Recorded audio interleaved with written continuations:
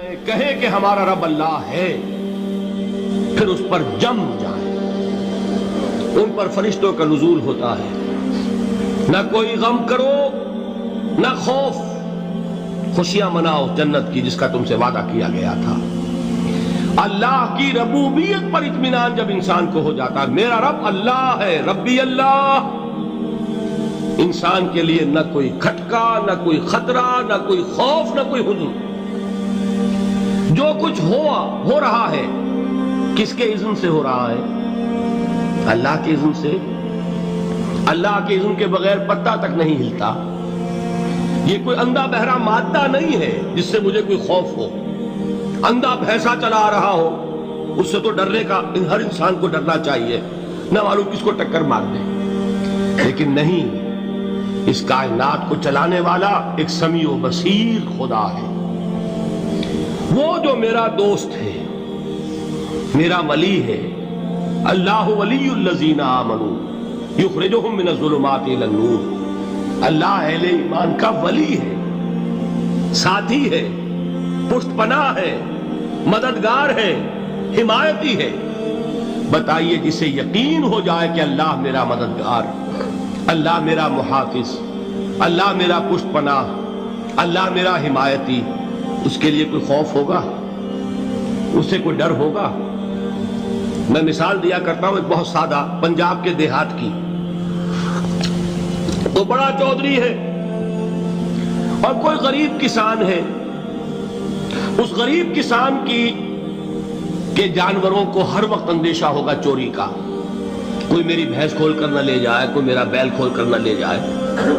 لیکن جس کے بارے میں یہ سب کو معلوم ہو کہ وہ جو بڑا چودھری ہے وہ اس کا دوست ہے، اس کی بچیا کو کوئی خوف ہوگا؟ اس کی بھینس پر کوئی ہاتھ ڈالے گا؟ اسے کوئی اندیشہ ہوگا؟ نہیں۔ کیوں؟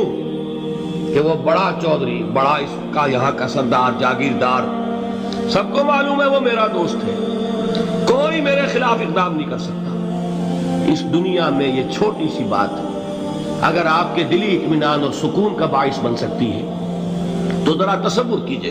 میں لفظ تصور استعمال کروں گا صرف اس لیے کہ اس کا ہم جس کو کہتے ہیں ادراک اور شعور کر نہیں سکتے، اگر کے ساتھ کر سکتے۔ اگر یقین ہو کہ اللہ میرا مددگار اور یقین ہو کہ اللہ ہر آن میرے ساتھ ہے، پھر کوئی خوف؟ کس کا خوف؟ کوئی شے اللہ سے بالاتر ہے؟ کوئی قوت اس سے زیادہ طاقتور ہے؟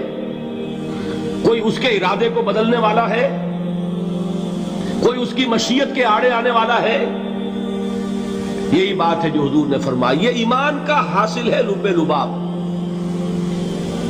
کہ دیکھو اچھی طرح اس بات کو ذہن نشین کر لو، اگر تمام انسان مل کر تمہیں کوئی نقصان پہنچانا چاہے نہیں پہنچا سکتے، مگر جو کچھ اللہ نے لکھ دیا ہو، اور تمام انسان مل کر تمہیں کوئی نفع پہنچانا چاہے نہیں پہنچا سکتے، مگر وہ شے جو اللہ نے طے کر دی۔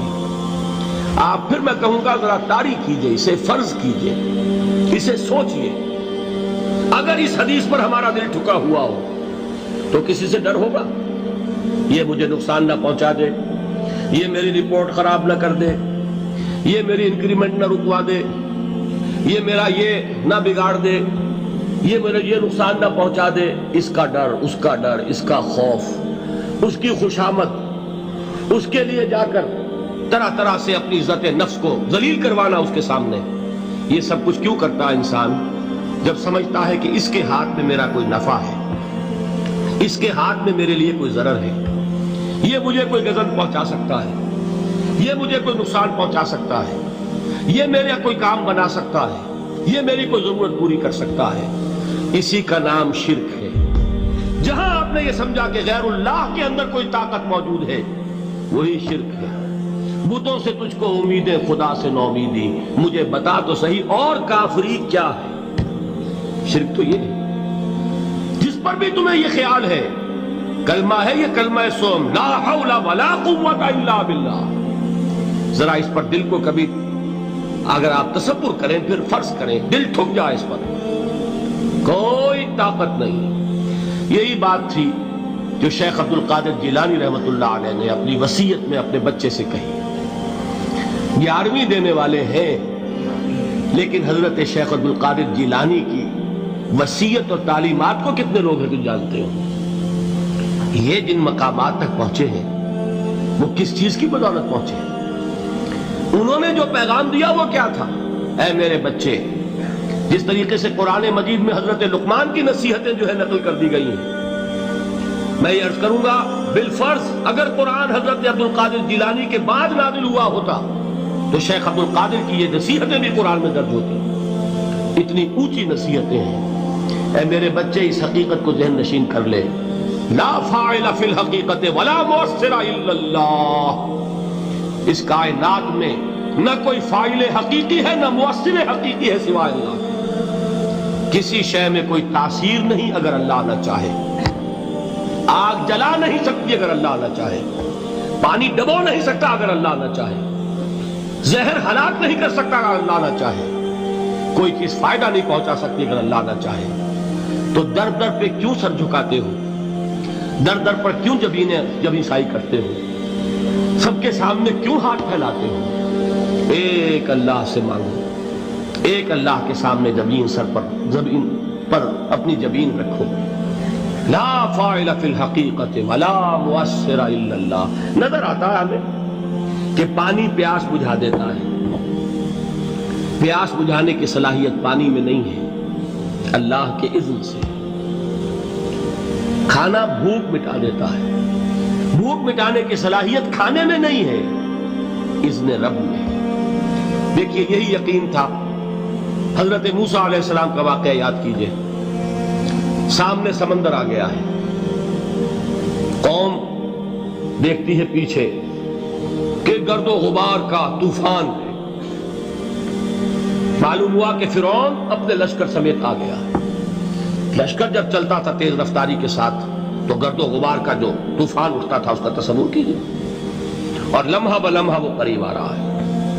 پوری قوم نے کیا کہا؟ اے موسیٰ انا لمدرکون. اے موسیٰ ہم تو پکڑے گئے. قرآن مجید میں تو یہاں وہ باتیں نہیں لکھی ہے، لیکن تورات میں یہ درج ہے کہ بنی اسرائیل جھگڑنے لگے، دست و گریبان ہو گئے موسیٰ کے ساتھ. موسیٰ ہمیں یہاں مروایا لا کر، اس سے تو ہم ہی بہتر تھے. وہاں کھانے کو ملتا تھا، زندگی تو تھی، بیگار ہم کر رہے تھے، موت تو نہیں تھی. اب جو کچھ ہوگا اس کا تصور کرو، جس طریقے سے ہمارے ٹکڑے اڑائے جائیں گے. تو لڑ رہے ہیں حضرت موسیٰ علیہ السلام سے. یہ تورات کی تفصیل ہے. قرآن میں صرف اتنا آیا ہے، پریشان ہو کر انہوں نے کہا انا لمدرکون. موسیٰ ہم تو پکڑے گئے. اس وقت موسیٰ کا جواب کیا ہے؟ کلا ان معی ربی سیہدین. نہیں، میرے ساتھ میرا رب ہے، وہ راستہ دے گا. بتائیے کہاں راستہ نظر آ رہا ہے؟ یہ ہے ایمان بالغیب. راستہ نظر نہ آئے تب اللہ پر یقین ایمان ہے. جیب میں پیسے ہوں اور تب دل کو اطمینان ہے تو ایمان کس پر ہوا؟ پیسے پر، اللہ پر نہیں. جب وسائل و ذرائع نہ ہو اور پھر یقین ہو کہ اللہ مسبب الاسباب ہے، وہ اسباب کا پابند نہیں ہے، وہ اسباب کا محتاج نہیں ہے، اسباب اس کے محتاج ہیں. اگر یہ یقین ہے تو اللہ پر ایمان ہے. یہ نہیں ہے تو تمہارا ایمان اسباب پر ہے، وسائل پر ہے، ذرائع پر ہے، مادیات پر ہے، اللہ پر نہیں. اس وقت کہاں راستہ تھا؟ کوئی راستہ تھا؟ سمندر ہے اور ادھر سے لشکر آ گیا ہے. کلا ان معی ربی سیہدین. اب دیکھیے ایمان کہہ دینا آسان ہے، ہوا معکم اینما کنتم. جہاں کہیں بھی تم ہوتے ہو اللہ تمہارے ساتھ ہوتا ہے. لیکن اس کا یقین قائم ہو جائے تو زمین و آسمان کا فرق واقع ہو جائے.